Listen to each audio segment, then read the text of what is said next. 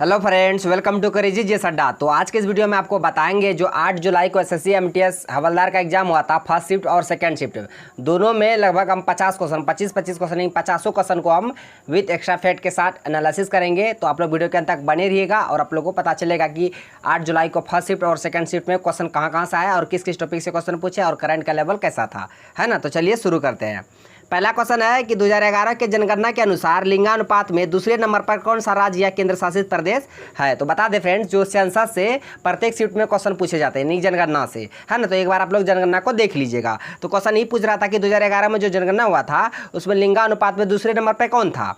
पहले नंबर पर बता दें, पहले नंबर पे कौन थे, केरल थे 1084। वहाँ 1000 पुरुष पे 1084 महिलाएं हैं। वहाँ पे पुरुष से ज़्यादा महिलाएं हैं। कहाँ पे, केरल में। आप इसे याद रखिएगा, कितना ज़्यादा महिलाएं, 84 महिलाएं ज़्यादा हैं।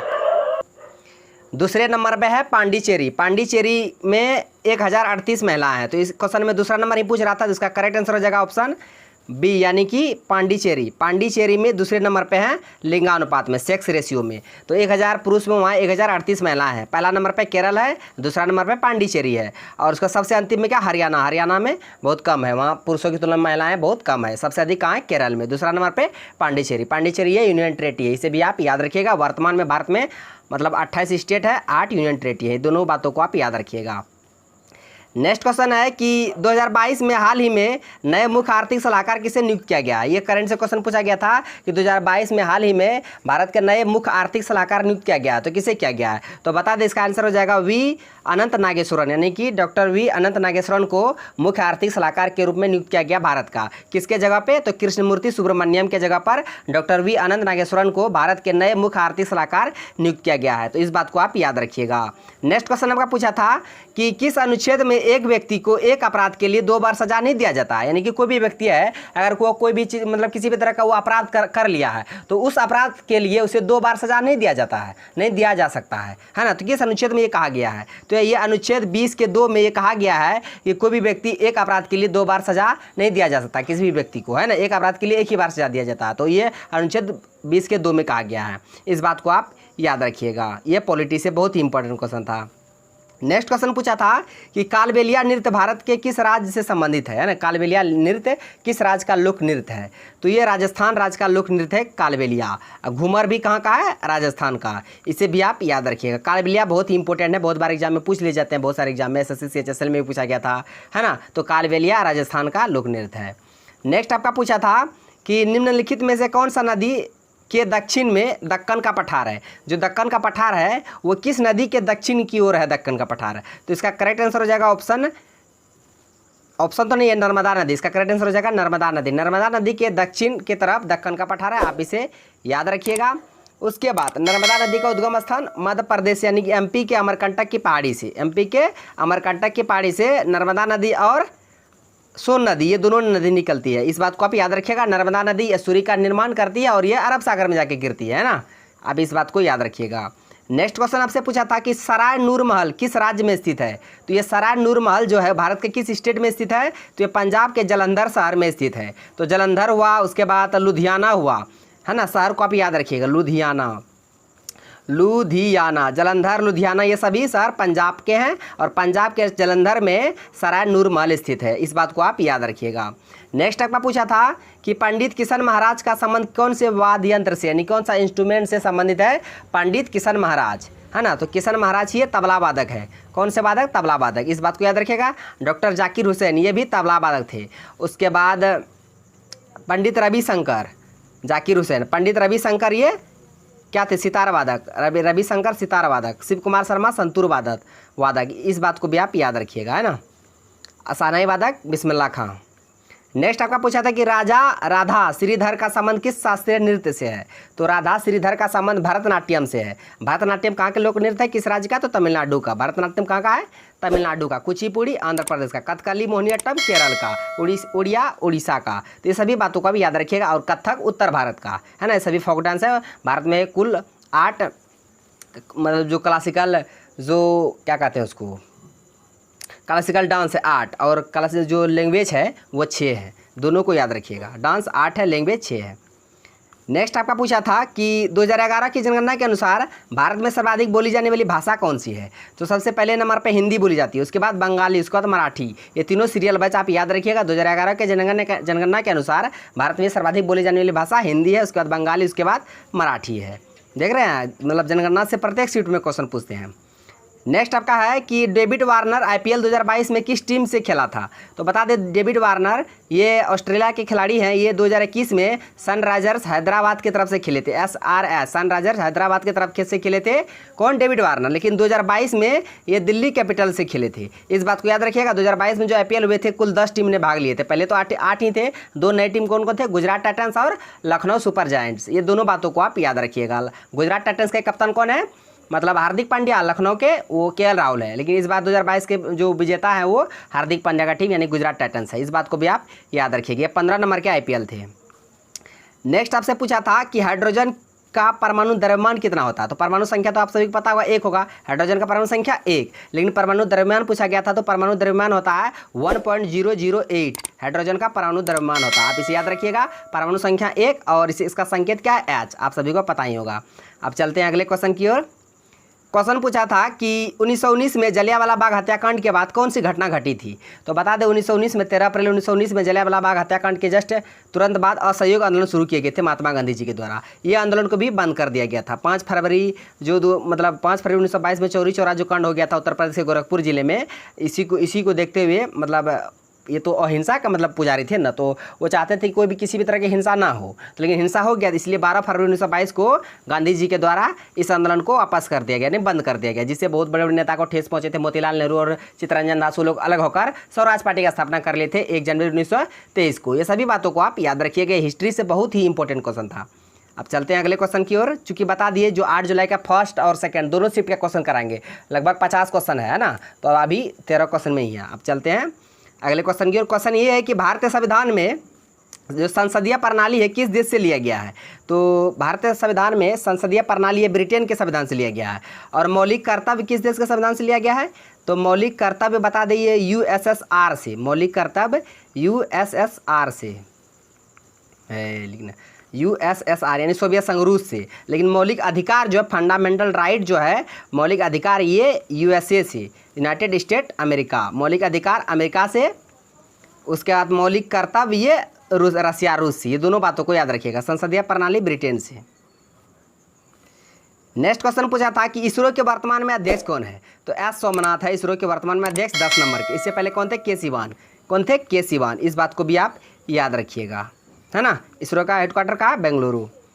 नेक्स्ट आपसे पूछा था कि मानव विकास सूचकांक किस संस्थान द्वारा जारी किया जाता है। यानी SDI जो है, ह्यूमन डेवलपमेंट इंडेक्स, इसमें भारत का रैंक 131 है 2020 में, 131। इस बात को याद रखिएगा। जारी कौन करता है, यूनाइटेड नेशन डेवलपमेंट ऑर्गेनाइजेशन, मतलब programme, united national development programme, संयुक्त राष्ट्र विकास कार्यक्रम के द्वारा HDI ह्यूमन डेवलपमेंट इंडेक्स को जारी किया जाता है ना। तो भारत का रैंक 2020 में 131वां था। इस बात को भी आप याद रखिएगा। इसके 3 आधार हैं। नेक्स्ट क्वेश्चन पूछा था कि पोंगल त्यौहार किस राज्य में मनाया जाता है। तो बता दें, पोंगल त्यौहार ये तमिलनाडु में मनाया जाता है। अगर ही पूछता अट्टुकल पोंगल, अट्टुकल पोंगल, तो अट्टुकल पोंगल ये केरल में मनाया जाता है। आप कंफ्यूज मत होइएगा, दोनों में पोंगल लगा हुआ है ना। अगर सिर्फ पोंगल पूछता तो तमिलनाडु, अट्टुकल पोंगल तो केरल, है ना। कंफ्यूज मत होइए। उसी तरह हरेला है उत्तराखंड का, हरेली छत्तीसगढ़ का। ये सभी महत्वपूर्ण पर्व है जो आपको बता दी महोत्सव। नेक्स्ट है आपका कि करदांग, करदांग मठ जो है किस राज्य में स्थित है। तो ये हिमाचल प्रदेश में स्थित है करदान मठ। इसका करेक्ट आंसर हो जाएगा हिमाचल प्रदेश। नेक्स्ट आपसे पूछा था कि जब लिटमस विलयन ना तो अम्लीय होता है और ना ही क्षारीय होता है, तब यह कौन से रंग का होता है। तो बता दें, जब कोई भी लिटमस का जो विलयन है वो ना तो अम्लीय होगा ना ही क्षारीय होगा, तो क्या होगा, उदासीन होगा, है ना। तो उसमें जो रंग होगा उसका वो कैसा होगा, तो उसका रंग बैगनी होगा। कैसा, बैगनी। इस बात को याद रखिएगा। और कोई भी लिटमस पत्र को ब्लू से रेड करता कौन, ब्लू से रेड करता अम्ल, और रेड से ब्लू कौन करता है, रेड से ब्लू कौन करता है, क्षार। इस बात को आप याद रखिएगा। pH इसके लिए 0 से लेकर 14 तक होते हैं। 0 से 7 ये अम्लीय, 7 से 14 क्षारीय, 7 उदासीन, है ना। इसको दिए थे कौन, सोरेनसन 1909 में। इस बात को भी आप याद रखिएगा। नेक्स्ट आपका पूछा था कि भारतीय संविधान का कौन सा अनुच्छेद जो है संयुक्त बैठक से संबंधित, जो संयुक्त अधिवेशन है, ज्वाइंट सिटिंग, इससे संबंधित कौन सा अनुच्छेद है भारतीय संविधान में। तो अनुच्छेद 108 में ज्वाइंट सिटिंग है। संयुक्त अधिवेशन है, बैठक है, और इसको बुलाते कौन है? संयुक्त बैठक को बुलाते हैं राष्ट्रपति। कौन? राष्ट्रपति। लेकिन इसकी अध्यक्षता कौन करते हैं? इस बात को भी आप याद रखिएगा, ये बहुत ही इंपॉर्टेंट ये पॉलिटी से क्वेश्चन है कि संयुक्त जो अधिवेशन है बुलाते कौन है? राष्ट्रपति, अनुच्छेद 108 के अंतर्गत। इसकी अध्यक्षता कौन करते हैं? जो लोकसभा के अध्यक्ष होते हैं। अध्यक्ष किसके होते हैं? लोकसभा के। लोकसभा के जो अध्यक्ष होते हैं वे इसकी अध्यक्षता करते हैं। इस बात को भी आप याद रखें। वर्तमान में लोकसभा के अध्यक्ष कौन है? ओम बिरला। कौन है? ओम बिरला, 17वीं लोकसभा के अध्यक्ष। नेक्स्ट आपसे पूछा था कि 1526 ईस्वी की लड़ाई में बाबर ने किसको हराकर मुगल साम्राज्य की स्थापना की? तो बता दें, पानीपत का 3 युद्ध हुआ था। पहला हुआ था 1526, पहला 1526 बाबर और इब्राहिम लोदी के बीच। दूसरा 1556 अकबर और हेमू के बीच। 1556 अकबर और हेमू के बीच। और तीसरा हुआ था कब? मराठा और अहमद शाह अब्दाली के बीच 1761। ये तीनों स्पीड को आप याद रखिएगा। पहला 1526, दूसरा 1556, तीसरा 1761। यहाँ पे पूछ रहा था कि बाबर ने किसको हराकर मुगल साम्राज्य की स्थापना किए थे? तो इब्राहिम लोदी को। लोदी वंश के अंतिम शासक इब्राहिम लोदी को हराकर बाबर ने मुगल साम्राज्य की स्थापना किए थे भारत में। इस बात को भी आप याद रखिएगा। ये तीनों डेट को याद रखिएगा, कब हुए थे पानीपत का मतलब तीनों युद्ध, कब कब। उसके बाद एक क्वेश्चन पूछा था कि कादरी गोपालनाथ का संबंध किस वाद्य यंत्र से है ना? तो इसका मतलब संबंध जो है सेक्सोफोन से है। सेक्सोफोन एक इंस्ट्रूमेंट है, इससे संबंधित है कादरी गोपालनाथ। इसका करेक्ट आंसर हो जाएगा सेक्सोफोन। उसके बाद एक क्वेश्चन पूछा था कि ICC T20 जो वर्ल्ड कप 2024 है उसका आयोजन कहाँ पे होगा? देखिए 2021 का जो आयोजन हुआ था UAE और ओमान में हुआ थे, जिसमें से जीते थे कौन? ऑस्ट्रेलिया। कौन जीते थे? ऑस्ट्रेलिया। और उपविजेता कौन थे? उपविजेता न्यूजीलैंड थे। इस बात को आप याद रखिएगा, उपविजेता न्यूजीलैंड, दोनों को लिख दे रहे हैं। 2021 में जो हुए थे ICC T20 वर्ल्ड कप, मतलब विजेता ऑस्ट्रेलिया, उपविजेता रहे थे न्यूजीलैंड। 2024 में कहाँ होगा ये पूछा था। तो 2024 में वेस्ट इंडीज और अमेरिका में होंगे 2024 में, और 2022 में कहाँ होंगे? ऑस्ट्रेलिया में। ये सभी एक्स्ट्रा फैक्ट को आप याद रखिएगा, चूँकि बहुत ही इंपॉर्टेंट है। अब चलते हैं अगले क्वेश्चन की ओर। क्वेश्चन है कि जो संघ सूची है, राज सूची है, इसकी जो चर्चा किया गया है भारतीय संविधान के किस अनुसूची में? तो बता दें, मूल संविधान में 8 ही अनुसूची थी, वर्तमान में 12 अनुसूची है। 4 अनुसूची को बाद में जोड़ा गया था, तो मूल में पूछेगा तो 8, वर्तमान में 12। तो कहता किस अनुसूची में संघ सूची और राज सूची की चर्चा है? तो अनुसूची 7, 7वीं अनुसूची में संघ सूची और राज सूची की चर्चा है। बता दें 3 तरह के पहले सूची हुआ करते थे, संघ सूची, उसके बाद एक राज सूची, उसके बाद एक समवर्ती सूची, उसके बाद लास्ट में एक अवशिष्ट सूची को भी जोड़ा गया था कनाडा देश के संविधान से। इस बात को भी आप याद रखिएगा। संघ सूची में कानून कौन बनाएगा? केंद्र सरकार। राज सूची में राज्य सरकार। समवर्ती सूची में दोनों, यानी केंद्र भी बना सकता है, राज्य भी बना सकता है। लेकिन अवशिष्ट सूची में केवल केंद्र सरकार कानून बनाएगा। तो इस बात को भी आप याद रखिएगा कि जो संघ सूची, राज सूची, समवर्ती सूची है, ये संविधान के किस अनुसूची में है? तो अनुसूची 7 में है ना। अब चलते हैं अगले क्वेश्चन की ओर। क्वेश्चन है कि रोड्स टू मसूरी पुस्तक के लेखक कौन है? तो पुस्तक से भी प्रत्येक सीट में क्वेश्चन पूछते हैं कि रोड्स टू मसूरी पुस्तक के लेखक है रस्किन बॉन्ड। नाम सुनाइएगा आप लोगों ने, रस्किन बॉन्ड। तो रस्किन बॉन्ड के एक अन्य जो महत्वपूर्ण पुस्तक है जो एग्जाम में पूछे जाते हैं उसको हम बता दे रहे हैं, आप लोग ध्यान से सुनिएगा। क्वेश्चन बहुत बार पूछता है कि the room on the roof, the room on the roof पुस्तक के लेखक कौन है? Ruskin Bond. Delhi is not far, इस पुस्तक के लेखक कौन है? Ruskin Bond. The blue umbrella, इस पुस्तक के लेखक कौन है? Ruskin Bond. ये चारों पुस्तक को याद रखिएगा, road to Mussoorie, the room on the roof, Delhi is not far, the blue umbrella. ये चारों पुस्तक को आप याद रखिएगा, रस्किन बॉन्ड के हैं, चूँकि बहुत ही इंपॉर्टेंट हैं। नेक्स्ट है कि रवि जो कीर्ति जो है थे किस शासक के दरबारी कवि थी? रवि कीर्ति, तो ये पुलकेशिन द्वितीय के दरबारी कवि थे। इस बात को भी आप याद रखिएगा, ये हिस्ट्री से भी क्वेश्चन था। नेक्स्ट है कि याओसांग महोत्सव किस राज्य में मनाया जाता है? तो ये मणिपुर राज्य में मनाया जाता है याओसांग महोत्सव। इस बात को याद रखिएगा, हरेला उत्तराखंड, हरेली छत्तीसगढ़, है ना। उसके बाद एक क्वेश्चन पूछा था विटामिन से, विटामिन डी की कमी से कौन सा रोग होता है? तो रिकेट्स, जिसमें हड्डी कमजोर हो जाती है, सूखा रोग जिसे कहते हैं, तो रिकेट्स होते हैं विटामिन डी की कमी से। ए से रतौंधी, विटामिन बी की कमी से बेरीबेरी, सी से स्कर्वी, डी से रिकेट्स। तो ये चारों बातों को याद रखिएगा। इसका जो साइंटिफिक नाम है कैल्सीफेरॉल है, विटामिन डी का, विटामिन ई का टोकोफेरॉल। नेक्स्ट है कि हॉकी खेल में प्रत्येक टीम में कितने खिलाड़ी होते हैं? तो हम बता देते हैं, एक ट्रिक है HCF, HCF जानते ही हो ना, HCF। तो H से हॉकी 11 खिलाड़ी, C से क्रिकेट 11 खिलाड़ी, F से फुटबॉल 11 खिलाड़ी। तो HCF ट्रिक को याद रखिएगा, हॉकी में भी 11 खिलाड़ी होते हैं, क्रिकेट में भी 11 और फुटबॉल में भी 11। तो यहाँ हॉकी पूछा था, तो भारत का राष्ट्रीय खेल क्या है? हॉकी है। तो हॉकी प्रत्येक टीम में 11 खिलाड़ी होते हैं। और किस किस में 11 खिलाड़ी होते हैं? हॉकी, क्रिकेट, फुटबॉल, HCF, तीनों को याद रखिएगा ट्रिक से। नेक्स्ट क्वेश्चन है कि निम्नलिखित में से भारत के साथ स्थलीय सीमा साझा करने वाले देशों की संख्या कितनी है? तो बता दें, भारत के कुल 9 पड़ोसी देश है, जिसमें 7 7 स्थलीय सीमा से लगे हैं, 2 जलीय सीमा से लगे हैं, 2 जलीय सीमा से लगे हैं। 7 स्थलीय सीमा से लगे कौन कौन से हैं? तो पाकिस्तान, अफगानिस्तान, चीन, नेपाल, भूटान, बांग्लादेश, म्यांमार, ये 7 देश भारत से स्थलीय सीमा से लगे पड़ोसी देश हैं, है ना। तो लेकिन जो 2 देश है श्रीलंका और मालदीव, ये जल से लगे पड़ोसी देश है, जलीय सीमा पड़ोसी देश है। तो कुल 9 है, 7 स्थलीय है, 2 मतलब जलीय है। तो यहाँ स्थलीय पूछा था तो स्थलीय करेक्ट आंसर हो जाएगा 7, जलीय पूछता तो 2। कौन कौन? श्रीलंका और मालदीव। नेक्स्ट क्वेश्चन है कि आयुष्मान भारत योजना को 2018 में किस शहर से लॉन्च किया गया था? ये क्वेश्चन बहुत ही इंपॉर्टेंट है। जो आयुष्मान भारत योजना थी इसको 2018 में लॉन्च किया गया था। कब? 2018 में। और किस शहर से लॉन्च किया गया था ये पूछा था। तो ये रांची झारखंड से लॉन्च किया गया था 2018 में, भीमराव अम्बेडकर के जयंती पर प्रधानमंत्री मोदी जी के द्वारा। आयुष्मान भारत योजना 2018 में कहाँ से? रांची झारखंड से। इस बात को भी आप याद रखिएगा, ये करंट से बहुत ही इंपॉर्टेंट क्वेश्चन था। नेक्स्ट क्वेश्चन है कि एस्पायरो गायरा जो है वो किस संघ से संबंधित है, किस समूह से संबंधित है? एस्पायरो गायरा। तो ये थैलोफाइटा से, किससे? थैलोफाइटा से। उसके बाद एक और क्वेश्चन पूछा था कि निम्नलिखित में से कौन सी फसल दक्षिण भारत में सालों भर उगाई जाती है? तो चावल, धान, जिसको बोलते हैं धान, ये सालों भर उगाई जाती है दक्षिण भारत में।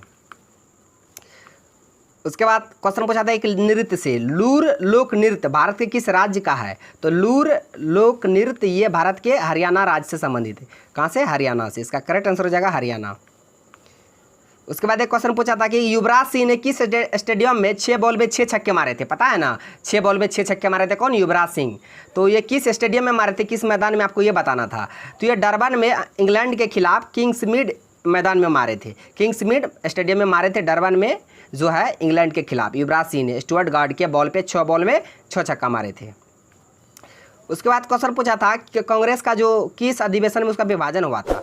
नरम दल और गरम दल दोनों अलग हो गए थे। तो सूरत अधिवेशन 1907 में हुए थे, जिसमें नरम दल गरम दल अलग हो गए थे, कांग्रेस का विभाजन हो गया था। फिर ये दोनों मिल गए कब? 1916 के लखनऊ अधिवेशन में। इस बात को भी आप याद रखिएगा। नेक्स्ट आपसे पूछा था कि कमला नारायण का संबंध किस नृत्य शैली से है? तो ये कथक और भरतनाट्यम से संबंधित है। कथक उत्तर भारत का, कथक कहाँ का? उत्तर भारत का। भरतनाट्यम तमिलनाडु का। इसको भी आप याद रखिएगा। नेक्स्ट क्वेश्चन पूछा था कि the diary of a young girl पुस्तक के लेखक कौन है? तो एन्ने फ्रैंक। एन्नी फ्रैंक ये the diary of a young girl पुस्तक के लेखक हैं। 2 पुस्तक पूछे थे, roads to Mussoorie Ruskin Bond और the diary of a young girl Anne Frank. Next आपसे पूछा था कैंसर के लिए होप एक्सप्रेस किस राज्य ने शुरू किए थे? तो कैंसर के लिए होप एक्सप्रेस ये महाराष्ट्र सरकार के द्वारा शुरू किया गया था। वर्तमान में अभी मतलब महाराष्ट्र के सीएम चेंज हो गए हैं, पहले उद्धव ठाकरे थे, लेकिन अभी हाल ही में बने हैं कौन? एकनाथ शिंदे। तो क्या कहते हैं? कैंसर, कैंसर का अध्ययन क्या कहलाता है? ऑन्कोलॉजी। क्या? ऑन्कोलॉजी कैंसर का अध्ययन कहलाता है। इस बात को भी आप याद रखिएगा। नेक्स्ट आपसे पूछा था कि औरंगजेब की मृत्यु कब हुई थी? तो मुगल शासक औरंगजेब की मृत्यु 1707 में हुई थी, 3 मार्च 1707। ये आज का लास्ट क्वेश्चन है कि क्रोमियम की परमाणु संख्या कितनी होती है? तो 24 होती है।